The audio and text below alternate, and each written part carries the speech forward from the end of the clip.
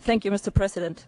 The Society for Threatened Peoples welcomes the report of the Special Rapporteur on Freedom of Opinion and Expression, Mr. Frank LaRue, in which he recognizes the criminalization of legitimate expression through the imprisonment of bloggers around the world.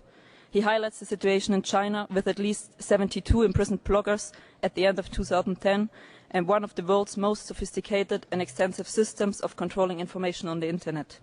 Also, the Society for Threatened Peoples is deeply concerned about the ongoing violation of freedom of opinion and expression in China, especially against its national minorities like the Uyghurs and the Tibetans. Since the 5th July 2009 events in Urumqi, Xinjiang, at least a dozen Uyghur journalists, blogger and website staffs, among them Khairet Nias, Gulmire Emin, Mehmetjan Abdullah, Dilshad Perhat, Nishad Asad, Nur Ali and Tursunjan Hesim, have been sentenced to harsh prison terms, including life imprisonment, enclosed and unfair trials and under false charges. The aim of these sentences is clear: to silence any form of Uyghur dissent and to discourage Uyghurs from raising their voices in favor of human rights.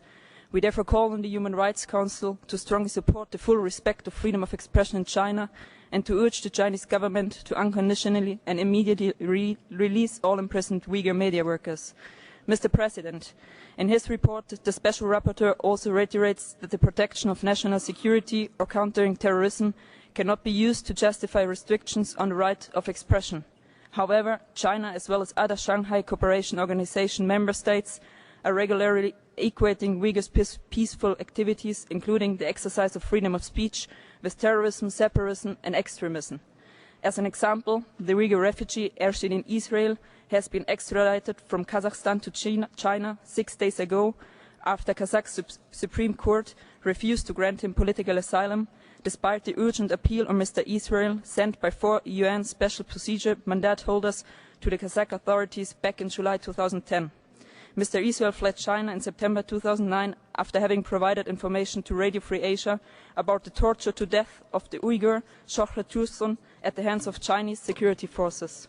Kazakh authorities have held Mr. Israel since June 2010 amid Chinese accusations he was involved in terrorist activities.